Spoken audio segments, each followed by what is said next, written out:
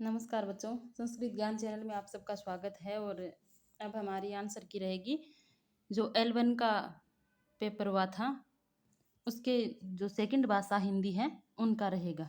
जिन्होंने फर्स्ट भाषा हिंदी ली थी वो पहले हम करवा चुके हैं, वो देख लेना आप। और अब जिसने भी सेकंड भाषा हिंदी ली है ये क्वेश्चन या क्वेश्चन आंसर उनके लिए रहेंगे। तो चलिए हम शुरू करते हैं कि एक ऊपर पद्यांश दिया गया है, उसमें से क्वेश्चन आए हैं।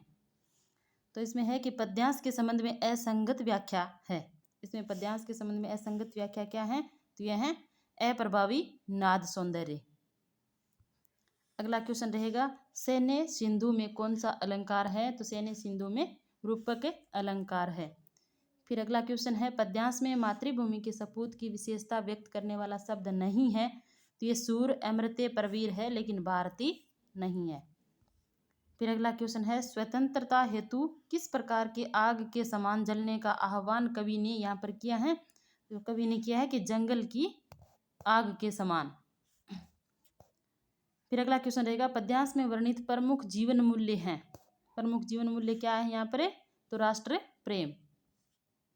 अगला क्वेश्चन है अच्छे मूल्यांकन की विशेषता क्या है? तो अच्छे मूल्यांकन की विशेषता है विभेदीकरण, यानी हर बच्चे का ये पता चलना चाहिए कि किसके कितने नंबर आ रहे हैं, ये भेद होना चाहिए। फिर अगला क्वेश्चन है कि वह बाजार से सामान लाने जाएगा, उक्त वाक्य में उद्देश्य क्या है? तो उक्त वाक्य में उद्देश्य है वह। फिर अगला क्वेश्चन है भाषाई दक्षता के विकास हेतु संगत पाठ्य सामग्री क्रिया नहीं है। तो कवि सम्मेलन है, वाद विवाद है, नाट्य अभिनय है, लेकिन ध्यान है ये सहगामी प्रक्रिया में शामिल नहीं है। अगला क्वेश्चन है कि अभिव्यक्ति में कौन कौन से भाषाई कौशल सम्मिलित होते हैं, यानी बोलने में कौन कौन से होते हैं? तो सुनना और बोलना, इन दोनों में अभिव्यक्ति शामिल हो रही है। फिर अगला क्वेश्चन है कि मातृभाषा शिक्षण की सर्वाधिक प्रचलित एवं संगत विधि क्या है? तो वह है अनुकरण विधि। फिर अगला क्वेश्चन है रचना के अनुसार वाक्य का प्रकार कौन सा नहीं है? साधारण, मिश्र, यानी सेधवाचक या संयुक्त वाक्य। तो इसका क्वेश्चन है, इसका आंसर है वो आपको देना, ये आपके लिए छोड़ रही हूँ। अगला क्वेश्चन है उपचारात्मक शिक्षण का आधार निदानात्मक प्रक्रिया होती है। उपचारात्मक शिक्षण के संबंध में यह कथन किसने दिया था? तो ये दिया था, यानी कि यह कथन सत्य है या नहीं है? तो यह कथन सत्य है। इनमें से मौन वाचन का प्रकार है तो गंभीर वाचन। फिर अगला क्वेश्चन रहेगा समन्वित शब्द में निम्नलिखित में से कौन सा उपसर्ग है? तो ये सम उपसर्ग है। हलंत वाला संस्कृत का उपसर्ग है, ये हिंदी का है। अगला क्वेश्चन है गद्यांश में प्रयुक्त देवी देवताओं शब्द में कौन सा समास है? तो इसमें है द्वंद्व समास। अगला क्वेश्चन है भारतीय संस्कृति की धारा निर्बाध रूप से हजारों वर्षों से चली आ रही है, वाक्य में प्रयुक्त काल है तो यह है वर्तमान काल। अगला क्वेश्चन रहेगा सेंधव शब्द निम्नलिखित में से क्या है? सेंधव शब्द क्या है? तो यह है संज्ञा।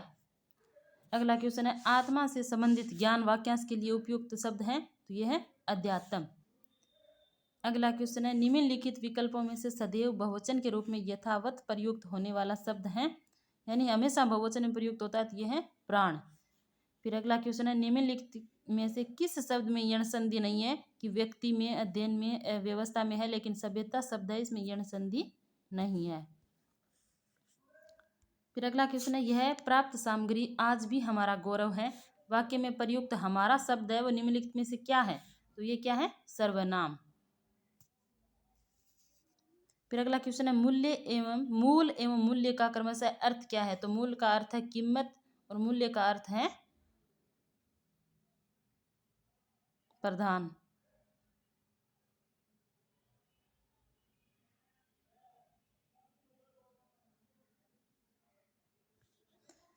फिर अगला क्वेश्चन है मानव शब्द में प्रत्यय हैं तो इसमें अ प्रत्यय हैं। अगला क्वेश्चन है गर्मी का मौसम के अर्थ में प्रयुक्त संगत राजस्थानी शब्द कौन सा है? तो यह है उनाड़ो।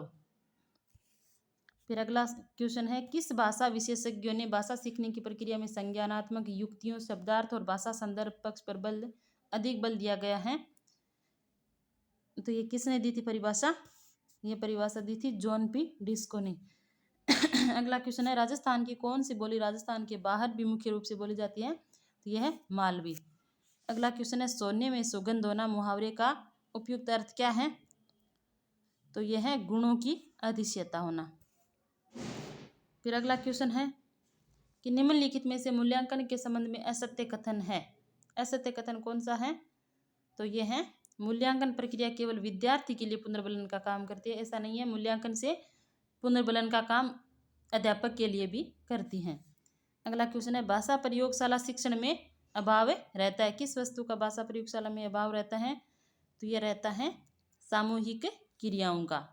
अगला क्वेश्चन है विश्वरोहन से फुर्तीला है, इसमें कौन सा कारक है? तो इसमें कारक है अपादान कारक।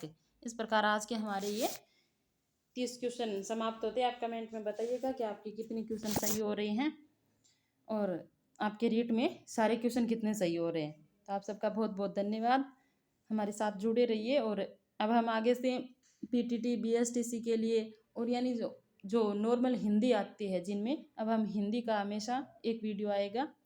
तो प्लीज़ आप जुड़े रहिएगा, सब्सक्राइब कर लीजिए चैनल को। और आप सबका बहुत